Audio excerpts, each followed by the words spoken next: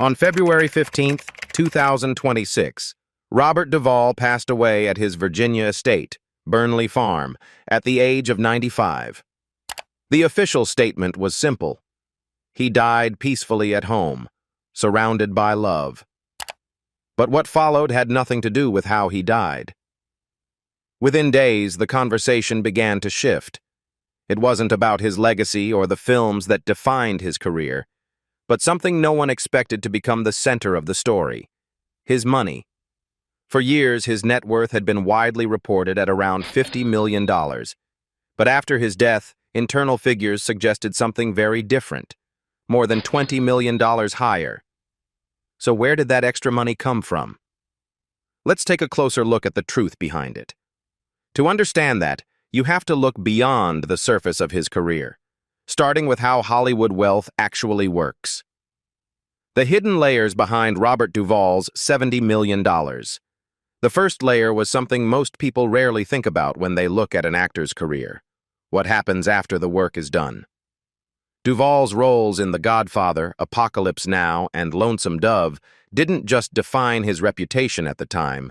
They continued generating income long after their original release. By the late 2000s, these films had become part of a permanent rotation across cable television, international syndication, and eventually streaming platforms. Each licensing deal, each re-release, extended the life of those earnings.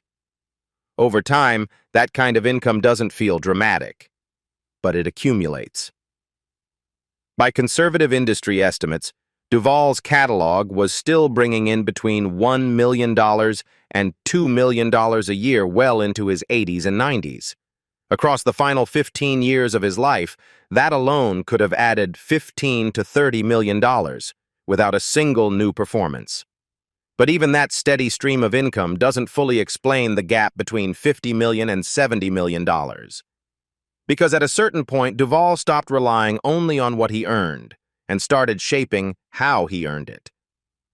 When he founded Butcher's Run Films in 1992, it wasn't about visibility or status. It was about control.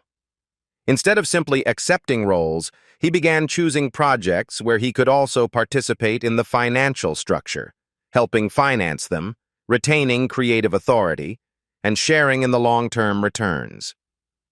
His film The Apostle is the clearest example.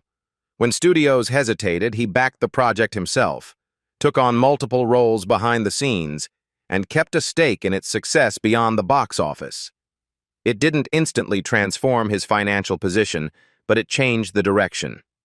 From that point forward, part of his income was no longer tied just to salaries. It was tied to ownership. And then there was the third layer, one that never looked like a financial strategy at all. Burnley Farm, the 360-acre estate he purchased in Virginia in the early 1990s, was never presented as an investment. It was where he chose to live. But over time, it became something else as well. Located in Fauquier County, an area shaped by land preservation laws and limited development, the property steadily increased in value year after year. By the mid-2020s, comparable land in that region was valued between $15,000 and $25,000 per acre, placing the land alone somewhere between $5 million and $9 million, without accounting for the farmhouse, barns, or additional improvements. Unlike more volatile assets, this was value that didn't fluctuate dramatically. It simply held and grew quietly in the background. Even his smaller real estate decisions followed that same pattern. The West Hollywood property he purchased in 2008 for $1.1 million and sold in 2017 for around $2 million wasn't a bold move. It was patience, a steady increase over time without attention. And when you place all of these pieces together, residual income building year after year, selective ownership through production, and land that appreciated while he lived on it, the difference between $50 million and $70 million no longer feels surprising. It feels inevitable. But what made the discovery resonate wasn't just the number itself. It was what that number revealed.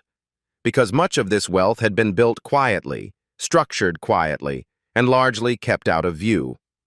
When the full picture began to surface, it didn't just change how people saw his finances, it changed how those closest to him understood his life. There were income streams they hadn't followed, accounts they didn't fully know about, and long-term holdings that had never been part of everyday conversation. And when everything came into focus at once, it brought with it something more complicated than surprise. It brought distance. The $70 million wasn't just a measure of success. It was a reflection of how much of Robert Duvall's life had unfolded quietly, in parallel, carefully built, deliberately managed, and in many ways kept to himself until the very end. Why Robert Duvall left Hollywood for Burnley Farm. If you want to understand Robert Duvall more, you don't start with the films, the awards, or the reputation he built in Hollywood. You should start with the decision he made in 1994. Because that year, at a time when most actors at his level were moving closer to power, bigger houses in Los Angeles, more visibility, more proximity to studios, Duvall went in the opposite direction. He bought a piece of land in Fauquier County, Virginia, a place most people in the industry had never even heard of, and quietly built his life there. Not as a retreat, not as a second home, but as the center of everything. Burnley Farm was designed to disappear into. The property stretched across more than 360 acres, a scale that doesn't fully register until you walk it. At average agricultural land values in Northern Virginia, ranging between $15,000 and $25,000 per acre in recent years, the land alone represented a multi-million-dollar commitment. But Duvall didn't treat it as an investment in the traditional sense. He wasn't waiting for appreciation. He was buying distance. Distance from noise, from expectation. At the center of the property stood a 5,500-square-foot Georgian farmhouse, originally rooted in early 19th century architecture. It wasn't rebuilt to look modern. It was restored to feel unchanged. Wide plank wood floors, hand-hewn beams, fireplaces that didn't just decorate a room but defined it. Even the renovations, kitchen updates, structural reinforcements, heating systems were done in a way. There were ponds, open fields, and long stretches of land left intentionally untouched surrounded the house. Every morning looked almost the same. Duvall would wake early, often before the light had fully settled over the fields. The first movement of the day wasn't toward a phone or a script. It was toward the barn. Horses needed feeding. Water lines needed checking. The routines were simple, but they were non-negotiable. And that's where the shift in his life becomes clear. There were 8 stables on the property, along with multiple fenced paddocks and a working riding arena. This wasn't decorative ranch life. It functioned. The horses weren't symbols. They were responsibilities. Maintaining them required daily attention, seasonal adjustments, and a level of presence that no assistant could fully replace. And Duvall embraced that. By the late 1990s and early 2000s, when his peers were expanding their public lives, Duvall was narrowing his. He still acted, still took on roles, but every project had to justify pulling him away from Virginia. That shift shows up clearly in his filmography. Fewer roles, more selective choices, longer gaps between appearances. Financially, Burnley Farm made sense, but emotionally, it did something more important. It gave him control over how his days felt. There's a difference between owning property and belonging to a place. Duvall crossed that line quietly. Locals in Fauquier County didn't experience him as a celebrity passing through. He attended community meetings. He spoke publicly against developments he believed would damage the land, including opposition to large-scale commercial projects near historically preserved areas. He wasn't protecting an investment. He was protecting a way of life he had chosen deliberately. Even his appearance reflected that alignment. Boots worn from actual use, not styled for effect. Denim that aged naturally. Jackets that carried years. And that continuity is rare. By the 2000s and into his 90s, Burnley Farm had fully replaced Hollywood as his primary world. He had already chosen where he belonged. And when you look at it closely, the farm explains something that his career alone never could. He spent it trying to become stable. And in the end, Burnley Farm wasn't just where he lived. It was the proof that he succeeded. Robert Duvall's 4 marriages and the life he couldn't keep. Robert Duvall's personal life becomes much clearer when you place his relationships next to the timeline of his career and the intensity of his working habits. He was married 4 times over a period of more than 40 years, yet never had biological children, and none of his first 3 marriages lasted longer than 11 years. His first marriage to Barbara Benjamin began in 1964, at the exact moment his career was beginning to stabilize after years of small television roles and theater work. During that period, he was working consistently, but not yet earning major film salaries. The marriage lasted until 1975, a span of 11 years, which makes it the longest of his early relationships. During that time, he helped raise her 2 daughters from a previous marriage, Susan and Nancy. This is the only period in his life where he lived continuously in a family structure with children. However, even during those years, his workload was increasing. Between 1962 and 1974, he appeared in dozens of television productions and films, including To Kill a Mockingbird and The Godfather. That level of output required long shooting schedules, travel, and extended time away from home, which directly affected how much continuity he could maintain in daily family life. His second marriage to Gail Young started in 1982, just 1 year before he won the Academy Award for Tender Mercies. At that stage, his career had moved into a higher earning bracket, with salaries reaching between $1 million and $3 million per film. The increase in income came with increased demand. During the early to mid-1980s, he was working across both film and stage, including major productions and Broadway performances. The marriage lasted 4 years, ending in 1986.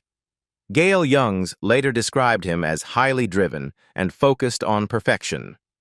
His third marriage to Sharon Brophy followed a similar pattern. They met through tango classes in New York in the late 1980s, married in 1991, and divorced in 1995. During this period, Duvall was not slowing down. He had just completed Lonesome Dove in 1989, one of the most successful television miniseries of its time, and continued working in films and production. The marriage lasted 4 years, the same duration as his second. Across these 3 relationships, the average length was approximately 6 to 7 years, with each ending occurring during periods of sustained professional activity. The question of children is equally specific. Across 4 marriages and multiple long-term relationships, he never had biological children. In a 2007 interview, he acknowledged that he had tried and had also considered adoption, but did not proceed. This is not a vague statement. It indicates that the absence of children was not purely accidental, but involved decisions that were not finalized. The only extended experience he had with parenting was during his first marriage, when he helped raise Barbara Benjamin's daughters until 1975. The turning point in his personal life came in the late 1990s when he met Luciana Pedraza in Argentina. At that time, he was in his mid-60s, with 3 marriages behind him and a fully established career. Unlike earlier relationships that formed during periods of rapid professional growth, this one began after his career had reached stability. He was no longer increasing his workload at the same rate, and his annual film appearances had decreased compared to previous decades. The relationship developed around shared activities rather than separate professional paths. Tango was central to this. He trained regularly in Argentina and the United States, and they collaborated on Assassination Tango in 2002, a project he wrote, directed, and starred in. This collaboration created a structure where his work and personal life overlapped instead of competing. They married in 2005, and the relationship lasted more than 20 years, continuing until his death in 2026. This duration alone exceeds any of his previous marriages. The age difference between them, approximately 41 years, did not shorten the relationship as might be expected statistically. Instead, the stability of his career at that stage and the shared daily routine they built contributed to its longevity. By the 2000s and 2010s, Duvall was working less frequently, often taking one project every few years instead of multiple projects annually. This reduction in workload directly increased the amount of time he spent at home, particularly at Burnley Farm in Virginia. His daily life during this period followed a consistent structure. He remained physically active, continued practicing tango, and spent extended PD throughout his life. Despite 4 marriages, he never had biological children.